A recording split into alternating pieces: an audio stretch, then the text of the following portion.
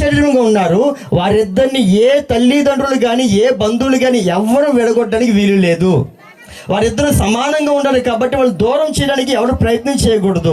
అందుకనే వారిద్దరి మధ్య ఉండవలసిన ఒకే ఒక వ్యక్తి యేసుక్రీస్తు ప్రభుల వారు. ఎందుకు అంటే ఒక కుటుంబ వ్యవస్థని కట్టేది ఆయన మాత్రమే కాబట్టి, ఒక కుటుంబ వ్యవస్థ ఏ విధంగా ఉండాలో నిర్ధారించింది బైబిల్ ద్వారా ఆయన మాత్రమే కాబట్టి, ఏ కుటుంబానికి సెంటర్గా యేసుక్రీస్తు ప్రభుల వారు ఉంటారో ఆ కుటుంబం దీవించబడిన కుటుంబంగా ఉంటుంది, ఆ కుటుంబం ఆశీర్వదించబడిన కుటుంబంగా ఉంటుంది.